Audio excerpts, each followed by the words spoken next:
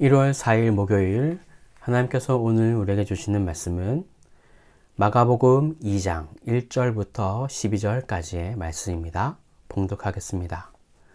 수일 후에 예수께서 다시 가버나움에 들어가시니 집에 계시다는 소문이 들린지라 많은 사람이 모여서 문 앞까지도 들어설 자리가 없게 되었는데 예수께서 그들에게 도를 말씀하시더니 사람들이 한 중풍병자를 네 사람에게 메어가지고 예수께로 올세 무리들 때문에 예수께 데려갈 수 없으므로 그 계신 곳에 지붕을 뜯어 구멍을 내고 중풍병자가 누운 상을 달아내리니 예수께서 그들의 믿음을 보시고 중풍병자에게 이르시되 작은 자야 내 죄사함을 받았느니라 하시니 어떤 서기관들이 거기 앉아서 마음에 생각하기를 이 사람이 어찌 이렇게 말하는가 신성모독이로다 오직 하나님 한 분 외에는 누가 능히 죄를 사하겠느냐. 그들이 속으로 이렇게 생각하는 줄을 예수께서 곧 중심에 아시고 이르시되 어찌하여 이것을 마음에 생각하느냐. 중풍병자에게 내 죄사함을 받았느니라 하는 말과 일어나 내 상을 가지고 걸어가라 하는 말 중에서 어느 것이 쉽겠느냐. 그러나 인자가 땅에서 죄를 사하는 권세가 있는 줄을 너희로 알게 하려 하노라 하시고 중풍병자에게 말씀하시되 내가 내게 이르노니 일어나 내 상을 가지고 집으로 가라 하시니 그가 일어나 곧 상을 가지고 모든 사람 앞에서 나가거늘 그들이 다 놀라 하나님께 영광을 돌리며 이르되 우리가 이런 일을 도무지 보지 못하였다 하더라. 아멘. 나병 환자를 고치신 후 사람들이 너무 많이 몰려들자 예수님께서는 잠시 가버나움을 벗어나셨다가 시간이 지나 수일 후에 다시 가버나움으로 들어오시면서 오늘의 본문이 시작을 합니다. 하지만 며칠이 지났음에도 여전히 사람들이 많이 몰려들어 예수님이 계신 집 문 앞까지 사람들로 가득 찬 상태입니다. 예수님의 인기가 참 대단합니다. 그러나 예수님은 이 인기에 상관없이 오직 전도에 집중하시는 열정을 볼 수 있습니다. 쉬는 곳까지 몰려온 사람들을 물리치지 않으시고 또한 제대로 자리가 갖춰지지 않은 어찌 보면 질서가 잡혀있지 않은 상황임에도 예수님은 복음을 전하십니다. 이렇게 예수님께서 말씀하시고 계실 때에 우리가 잘 알고 있는 중풍병자와 친구들의 이야기가 등장합니다. 솔직히 자유롭게 움직일 수 없는 중풍병자가 할 수 있는 것은 거의 없습니다.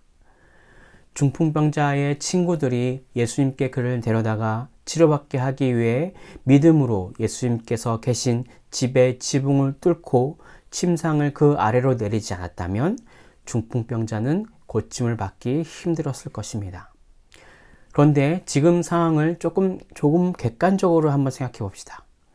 사람들이 꽉 찬 방의 지붕을 뚫게 되면 집을 파손해서 집주인에게 재산 피해를 입히는 것은 물론이고 지붕의 잔해가 그 모인 사람들의 머리 위로 떨어질 테고 정말 민폐가 아닐 수 없습니다.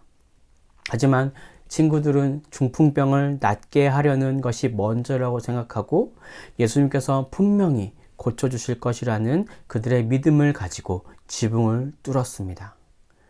자, 그러자 예수님은 그들을 꾸지람하지 않으시고 오히려 그들의 믿음을 보시고 그들의 소원을 들어주시는 결과를 가져옵니다. 이렇게 때론 이성적이고 합리적이지 않아도 믿음으로 행해야 할 때가 있습니다. 그럴 때 응답을 받는 경우가 오늘 말씀에 소개되고 있습니다. 자, 그런데 이어서 하신 예수님의 그 응답은 조금 특이합니다. 5절을 함께 보실까요? 예수께서 그들의 믿음을 보시고 중풍병자에게 이르시되 작은 자야 내 죄사함을 받았느니라 하시니 예수님은 병자의 믿음만 보신 것이 아니라 그들의 믿음까지, 친구들의 믿음까지도 보시고 응답해 주셨습니다. 우리는 보통 내가 나 스스로 믿음의 싸움을 해서 주님께 나아가야 한다는 생각을 하게 마련이지만 오늘 말씀은 나와 함께 해주는 사람들의 믿음을 통해서 내가 응답받을 수 있다는 것을 말해줍니다. 내 믿음뿐 아니라 내 주위의 믿음의 사람을 통해 내가 낫게 되는 경험. 이것은 아무나 쉽게 얻을 수 없는 경험입니다. 부디 이러한 만남의 축복이 충만하시는 우리 성도님들이 되시길 바랍니다. 그리고 예수님께서는 내 병이 나았다라고 하지 않으시고 내 죄사함을 받았느니라 라고 말씀하셨습니다. 병을 치료받기 위해 온 자에게 죄에 대해서 말씀하고 있는 것이죠.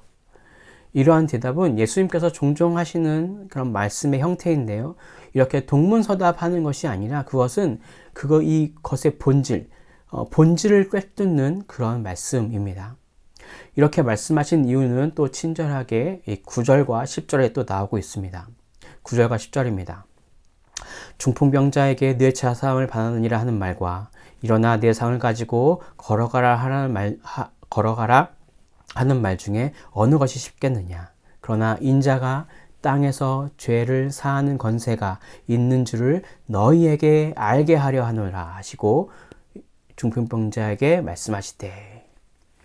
네, 이 질문은, 이 말씀은 예수님의 인기에 시기질투했을 서기관들이 예수님을 꼬투리 잡으려고 하는 그 마음의 중심을 아시고 서기관들에게 하신 질문입니다. 네, 서기관은 율법을 기록하고 설명하는 사람들입니다. 그러니 얼마나 율법을 잘 알고 있었겠습니까? 그래서 죄를 사할 수 있는 분은 오직 하나님밖에 없다는 것을 누구보다도 잘 알고 있었습니다. 그리고 그렇게 한다고 말하는 사람은 신성모독하는 사람이라고 여겼을 것입니다. 자, 그러나 예수님께서는 그들의 그 중심을 헤아리시고 그들을 꾸짖으십니다. 서기관은 유대 사회 안에서 지도자 그룹에 속해 있습니다. 그러니 갑자기 예수님이 나타나셔서 많은 사람을 몰고 다니니 그들이 예수님이 어떠한 사람인가 궁금했을 것이기도 했을 것이고, 더 나아가 자기들보다 인기 있는 그 예수님을 시기 질투했을 것입니다. 예수님은 그 마음의 중심, 그 시기 질투의 마음의 중심을 보신 것입니다. 죄를 사할 수 있는 것은 하나님만이 하실 수 있으십니다. 그러나 오늘 10절에서는 그 죄 사하는 권세를 물려받은 하나님의 아들임을 사람들에게 알려주고자 하셨습니다. 사람을 치료하는 것보다 죄를 사하는 것은 차원을 넘어서는 훨씬 더 어려운 일입니다. 그러니 예수님은 하나님의 아들임을 증거하기 위해 중풍병자에게 내 병이 나았다라고 하지 않으시고 너와 죄사함을 받을 것이니라 라고 먼저 말씀하신 것입니다. 그리고 서기관들이 깨닫도록 말씀하시고 중풍병자를 이후에 말씀으로 고쳐주셨습니다. 자, 이렇게 역시 중풍병자를 고치시고 그가 걸어 나가자 모든 사람들이 더욱더 예수님을 바라보면서 예수님을 통해서 하나님께 영광을 돌리게 되고 감탄하게 되었다는 것이 오늘의 본문 내용이었습니다. 자, 그럼 오늘 본문을 통해 주시는 메시지입니다. 첫째, 영혼을 주께 인도하는 것은 헌신적인 봉사가 필요합니다. 우리는 중풍병자를 돕는 친구들의 모습을 보았습니다. 그들이 지붕을 뜯어 구멍을 내는 선택을 하는 데는 많은 인파로 인해 침상을 들고 사람들을 비집고 들어갈 틈이 없었기 때문이었습니다. 장애물을 만난 것이죠. 그러나 그런 난간에도 그들은 포기하지 않고 지혜를 짜내서 지붕을 뚫습니다. 강수량이 적은 이 팔레스타인 지역은 집의 지붕이 그리 튼튼하지 않았다고 합니다. 그렇기에 사람의 힘으로 그 지붕을 뜯을 수 있었고 그들은 과감히 그 일을 행함으로 예수님 앞에 중풍병자를 데리고 갈 수 있었습니다. 물론 지붕을 뜯는 것은 상식적이진 않습니다. 어찌 보면 집주인은 물론이고 그곳에 모여있는 사람들에게 민폐였을 것입니다. 우리가 상식적으로만 생각하며 머뭇거리거나 포기하면 중풍병자는 더 이상 예수님께로 나아갈 수 없었을 것입니다. 이렇게 누군가를 예수님을 만나게 하는 것은 적지 않은 장애물들이 우리를 막을 수 있습니다. 하지만 그 누군가를 예수님께로 인도하는 사람의 그 헌신적인 봉사는 그 영혼을 살릴 수 있습니다. 예수님께서도 전도에 힘쓰셨습니다. 장소와 상황에 상관없이 복음을 전하기에 힘쓰셨습니다. 사도행전 20장 24절에 사도 바울은 이렇게 말하고 있습니다. 나의 달려갈 길과 주 예수께 받은 사명 곧 하나님의 은혜의 복음을 증언하는 일을 마치려 하면은 나의 생명조차 조금도 귀한 것으로 여기지 아니하노라. 우리는 복음 전파에 최선의 노력을 다해야 하고 사람들이 복음을 듣자마자 선뜻 응하고 따르는 것이 쉽지 않음에도 불구하고 우리는 포기하지 말아야 합니다. 그리고 우리는 인내와 끈기 그리고 헌신적인 봉사로 그들에게 접근할 필요가 있습니다. 자, 그럼 오늘 본문을 통해 주시는 두 번째 메시지입니다. 둘째, 그리스도의 발견은 그리스도와의 만남은 지식이 아닌 은혜로 가능합니다. 10절에서는 예수님께서 서기관들에게 자신이 가진 권세에 대해서 말씀하신 내용이 나옵니다. 예수님은 자신이 땅에서 죄를 사하는 권세가 있다고 말씀하십니다. 이 말은 예수님께서 곧 하나님이라는 의미가 됩니다. 서기관들은 이 말씀이 무엇을 의미하는지 깨달았으나 인정하지 않았습니다. 예수님을 믿으려 하지 않았고 평가하려고 하였기 때문입니다. 서기관들은 당대 가장 권위 있는 성경학자들이었지만 그들이 가진 지혜나 지식으로는 그리스도를 발견할 수 없었던 것입니다. 서기관들은 지금 앞에 있는 예수님이 그리스도와 하나님이신 것을 깨닫지 못했습니다. 이처럼 사람이 그리스도를 알게 되는 것은 전적으로 하나님의 은혜의 결과입니다. 이러한 점에서 우리는 다 하나님의 큰 은혜를 입은 자들입니다. 왜냐하면 우리는 다 그리스도가 예수임을 잘 알고 믿고 있기 때문입니다. 믿음 안에 은혜를 받지 않은 자는 한 사람도 없습니다.